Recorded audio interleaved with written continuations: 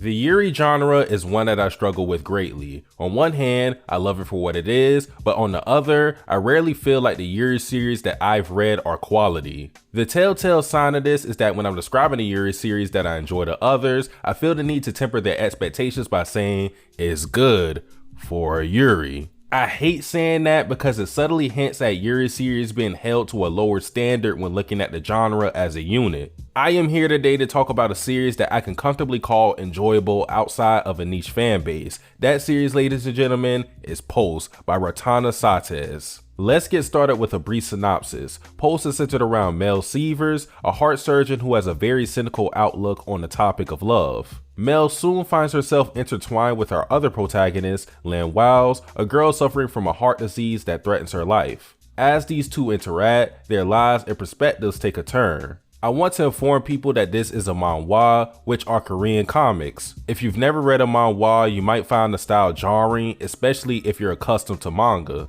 With manhwas, you can find some in color and the art and reading format is different from manga, but don't let that be a deterrent in you reading Pulse and diving into the medium. I myself stumbled upon Ratana Sates' other work, Lily Love, years ago, but decided against reading it because I didn't want to make the transition from manga to manhwa. Kids, don't be like old Satsuki, read the colorful lesbian comics, aight?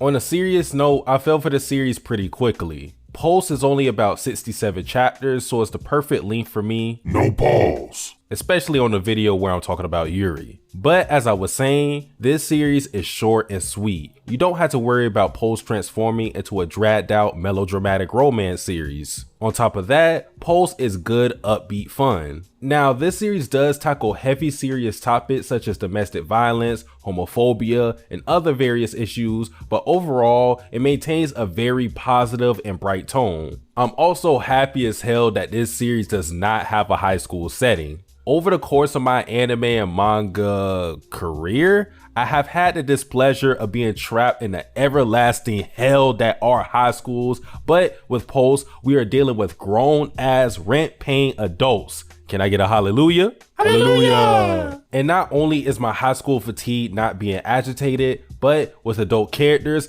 that means we get sex.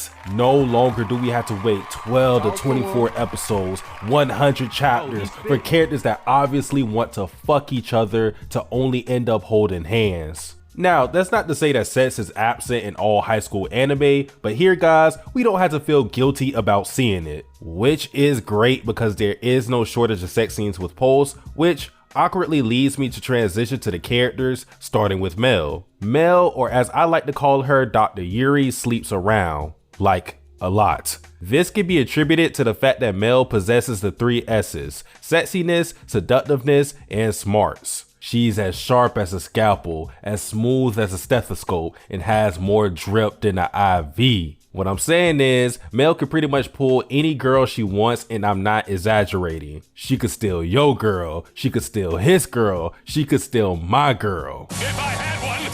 No issue. There was one time Mel wooed a woman who wasn't even lesbian, so her charm supersedes one's sexuality. However, what's important about Mel's sexual activity is how she views it. To Mel, love and sex are separate. She can sleep with a woman 100 times and still be devoid of romantic feelings for them. Mel doesn't even go on dates. Basically, if the relationship isn't physical, then there is no relationship at all. What I like about Mel though is that her sleeping around isn't painted as a bad thing. The reason for this is that Mel maintains a set of standards when going into any one of her flings. For one, Mel believes in full consent, which should be the standard for everybody, but it had to be mentioned. Second, Mel is upfront and blunt. She does not lead anyone into thinking their relationship is more than it is. She just wants some head and she's out by sunrise. Mel has essentially built a reputation of being a playgirl, so when people get with her, they know full well what they're signing up for. I personally love that Mel is totally transparent in her intentions. Amongst people that turn into liars when they get into relationships, and this goes dividend for fiction and reality, Mel's candidness is a breath of fresh air. Just to let y'all know though, I'm not advocating for males' tendency to sleep with a different person every week. That's not really something that should be imitated, but if you're going to do it, at least be honest about it. Simply put, Mel is cool. And when I say cool, I don't mean it in a superficial way. It's more than just the beautiful looks and cold demeanor. Mel has a charismatic presence that's alluring to the characters in the series and the readers of Pulse. And in a different way, the same can be said about our other protagonist, Lynn Wiles. If Mel is the moon, Lynn would be the sun, brightening up the lives of everyone she comes across. In romance series, it's pretty common to pair the stoic character with the bubbly character, which is Mel and Lynn respectively, but I think Lynn is an amazing version of that archetype. Lynn exemplifies the 3 P's: purity, peculiarity, and perceptiveness. She is the catalyst for Mel's growth as a character, mainly because she is an oddity in Mel's eyes. Since Lynn is a person who is shackled by her failing health, one would think that she would have a bleak outlook on life, but that is far from the truth. Lynn is plenty cheerful. She radiates any room she's in with jovial energy, so one would not even think that she is knocking on death's door. Lynn is called a kid by other characters, and not because she's underage, because that'll make things kind of weird, but the reason why Lynn carries that label is because she has a childlike innocence about her. This can probably be accredited to Lynn's young age, as she's a puppy in a doghouse, which bodes well to give her a different vantage point than everyone else. Lynn hasn't been jaded by countless one-night stands and dead-end relationships. In turn, her stance on love is uncorrupted and works in conjunction to contrast and refresh Mel's dull eyes. Mel has kicked off most of her relationships with sex, but with Lynn, she gave Mel what she lacked from other relationships, which was intimacy. Lynn is the type of character to bulldoze her way into your heart, so even if you're as guarded and as closed off as Mel is, Lynn will demolish your defenses brick by brick. Mel and Lynn are definitely one of my favorite pairs just because the romance between them is pretty wholesome. I think it would be tough to read Pulse and walk away not liking both of them. And trust me, if a guy like me who is indifference personified can appreciate Lynn and Mel's relationship and find it heartwarming, then everyone else should be able to do the same. Additionally, the side characters of Pulse are solid supplementary pieces. From Rennie, who is the best big brother you could ask for, to Crystal, who is the friend you need and the cop I want to arrest me. Seriously, handcuff me, Crystal.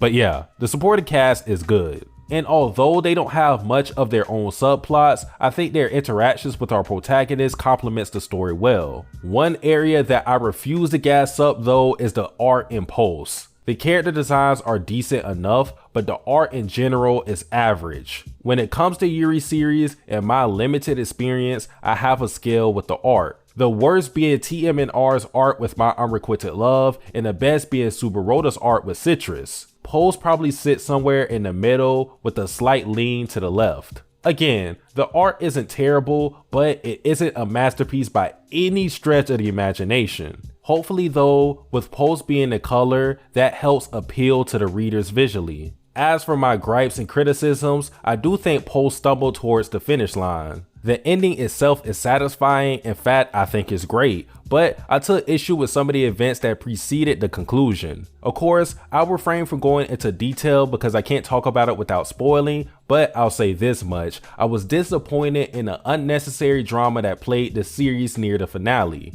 It was unsettling considering that Pulse is drama free for the majority, so I felt like the story was getting out of its element and started to stray away from what made me like the series. And really, the onus falls on one character and one character alone. Other than that, I don't have many complaints to speak of. So to close this video out, allow me to answer the question of why you should read Pulse. 1, if you're a Yuri fan like myself, I can almost guarantee that you will end up enjoying this series. Pulse delivers on a romance aspect and is not shy on the subject of sex, which a lot of Yuri series seem to be timid of. 2, the characters are lovable and endearing, especially the MCs, who are a fantastic duo and even better couple. 3, Pulse has serious messages in it that you can take away and use in real life, like the idea of home being where the heart lies or living life to the fullest. 4, and this is something more personal, there is a sense of familiarity when I'm reading Pulse. I've noticed this in a lot of other webtoons or manhwas like Unordinary or The Girl for Random Chatting, for example, but it seems like this medium is more in tune with American culture. You can see this in the comedy, the references, the setting even.